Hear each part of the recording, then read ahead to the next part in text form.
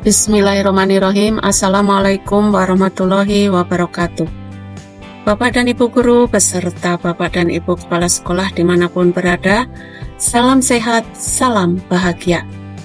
Pada kesempatan kali ini saya akan mencoba berbagi pengalaman dalam menyelesaikan aksi nyata saya pada pelatihan mandiri di PMM dengan topik proyek penguatan profil pelajar Pancasila untuk jenjang SD atau paket A, yakni dengan merancang atau memodifikasi modul proyek. Bapak dan Ibu sekalian tentunya sudah tidak asing lagi untuk lulus validasi dalam aksi nyata, kita harus mengunggah dokumen yang dilampiri dengan laporan umpan balik juga dokumentasi kegiatan. Dokumen yang saya ulas pada aksi nyata saya ini yaitu mengenai makna modul proyek, tujuan modul proyek, komponen modul proyek, tahapan menyusun modul proyek, rancangan modul proyek, dimensi profil pelajar Pancasila, kemudian sub-elemen modul proyek, refleksi tindak lanjut, dan dilengkapi laporan umpan balik dan dokumentasi kegiatan. Seperti apa ulasan materi pada dokumen yang saya unggah? Mari kita lihat bersama-sama.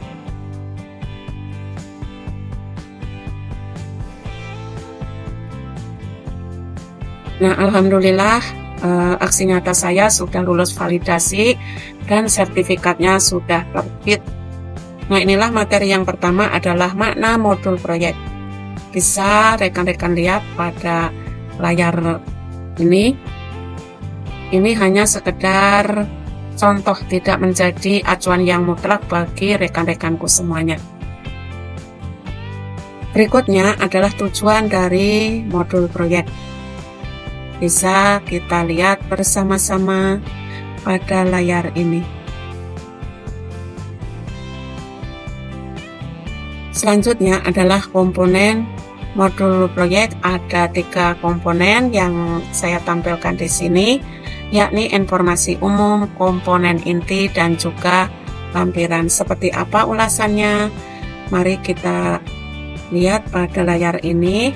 Inilah informasi umum yang bisa kita tulis pada layar. Bisa kita lihat bersama-sama.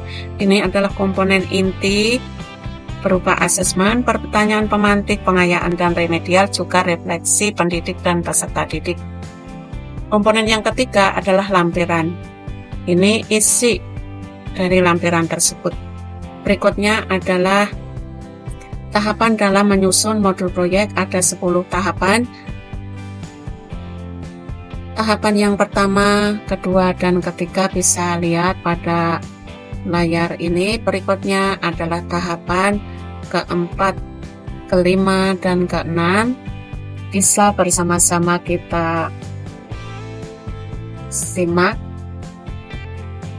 Dan selanjutnya adalah tahapan ke-7 sampai dengan yang ke-10. Nah, inilah tahapan dalam menyusun modul proyek. Selanjutnya adalah kita membuat rancangan atau modifikasi modul proyek. Inilah rancangan saya dengan tema gaya hidup berkelanjutan. Kemudian untuk topiknya yakni sampahku tanggung jawabku, dengan waktu selama 57 jam pelajaran. Rekan-rekan, selanjutnya yang saya ulas pada laporan yaitu dimensi profil pelajar Pancasila. Di sini saya mengambil 3 dimensi. Yang pertama yaitu beriman dan bertakwa terhadap Tuhan Yang Maha Esa. Yang kedua kreatif, dan yang ketiga adalah gotong royong. Selanjutnya saya mengulas sub elemen. Bisa bersama-sama kita lihat pada layar ini apa saja yang bisa dituliskan, barangkali bisa menjadi referensi buat rekan-rekan.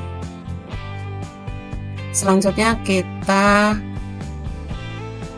mengulas mengenai tahapan dalam modul proyek. Yang pertama adalah pengenalan. Bisa rekan-rekan lihat. Selanjutnya adalah tahapan kontekstual. Inilah yang saya ulas pada tahapan kontekstual dalam laporan aksi nyata. Berikutnya adalah tahapan aksi dalam kegiatan proyek. Selanjutnya adalah tahapan refleksi dan tindak lanjut. Bisa sama-sama kita simak seperti apa ulasannya. Dan sekali lagi, ini bukan hal yang mutlak, disesuaikan dengan kebutuhan rekan-rekan masing-masing, sesuai dengan kebutuhan di satuan pendidikan atau kebutuhan sesuai pendapat dari rekan-rekan semua. Itu mengenai materi. Kemudian perlu dilampirkan juga laporan umpan balik. Di sini saya membuat laporan umpan balik dari siswa sebanyak 8 siswa yang menjadi sampel. Ini yang 4 siswa, berikutnya 4 siswa lagi. Jadi ada 8 sampel yang saya ambil untuk laporan umpan balik. Dan tentunya kita juga harus melampirkan dokumentasi kegiatan. Inilah dokumentasi yang saya tampilkan pada laporan ini. Berikutnya dokumentasi yang berupa siswa mengenali sampah yang berada di lingkungan sekolah.